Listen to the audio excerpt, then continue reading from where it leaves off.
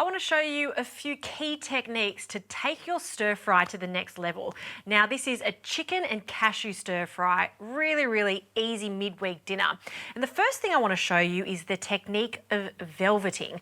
Velveting is the Chinese technique to tenderize this chicken.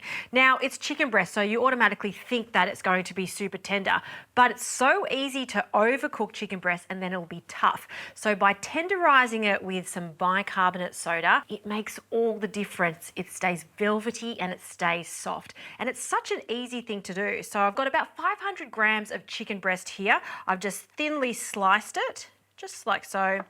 And then I'll grab my bicarb and we want a tiny sprinkle. Now you don't need a lot, just a tiny sprinkle of your bicarbonate. So just that much, no more than that. Then I like to season it just slightly with some soy sauce. The rest will go into the sauce. I'll grab a spoon and we want to mix that up. And even though that is the smallest amount of bicarb soda, it makes all the difference. It's quite powerful. So we're just going to stir that and then leave that to marinate for about 10 minutes. And you can use this velveting technique for other cuts of meat. Fantastic for beef, even lamb works really well. While that's sitting there, it's a perfect amount of time to get our sauce ready and our vegetables. I like the combination of oyster sauce into a bowl, some light soy, and the rest of that soy, also some Shaoxing wine. That a mix, and some sesame oil, a hint of sugar, and some chicken stock powder. Just a pinch of that, just to give it a really savoury umami flavour. Okay, and that's our sauce ready to go. Pop that to the side, and now I'm just going to chop up some vegetables. I've got some thinly sliced onion, some capsicum, some garlic and ginger.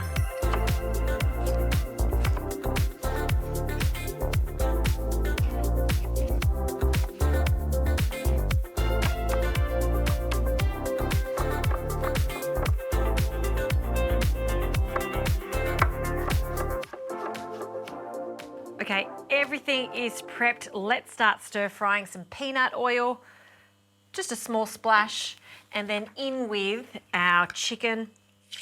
Really hot pan for this. You want to spread that out. And what we're doing here is not cooking the chicken completely through. We just want to get some colour on that, flash fry it, and we'll give it a toss. Oh, look at that.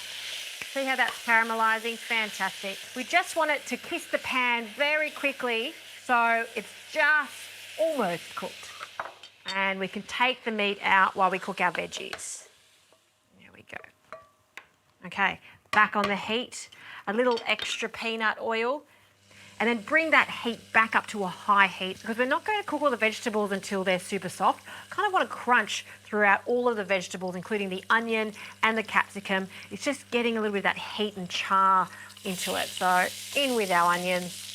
I've got lots of ginger. I just love ginger in a stir fry. And I haven't minced it, I've just julienned it. I'll add my red and my green capsicum. And I'm not going to add my garlic just yet. That pan is piping hot, so I just want it to cook the heartier vegetables first. We'll give that a toss. That's looking fantastic. While they're cooking away, I just want to prepare a little slurry. So this is cornflour and water. Another great technique to include in your stir fry. In here I've got about a tablespoon of water. To this I'll add about a teaspoon of the cornflour. And this takes a good sauce to an excellent sauce in regards to the texture of it. It's going to form a super glossy finish on all the vegetables and chicken. Highly recommend. And I don't like to add my cornflour to the sauce. I like to do it separate. So after I toss everything together, that's when I add my cornflour. All right, back to the stir fry. Garlic can go in. Yes, these vegetables are looking good. And as I add that garlic, I'll return our chicken and any of the juices on the plate. And give that a toss. Time to add our sauce. Pour that over. And that's just the perfect amount. You don't want it to be swimming in the sauce. You want all of that sauce to coat all of the ingredients. Now it's time to get this extra glossy So in with our cornflour mixture over the top. And you'll see it not only thickens the sauce, but see that? See how everything's super glossy? That's what I'm after. Fantastic. I'm finally adding my toasted cashew nuts. I really do want to leave them to the last minute so they stay crunchy. Heat can go off. One last little toss. And that's why stir fries are so popular, because they take moments to cook. So I've got some steamed rice, also goes really well with some rice noodles, and we'll just pile up our perfectly cooked stir fry over the top. There we go, make sure we get those cashews, extra tender chicken.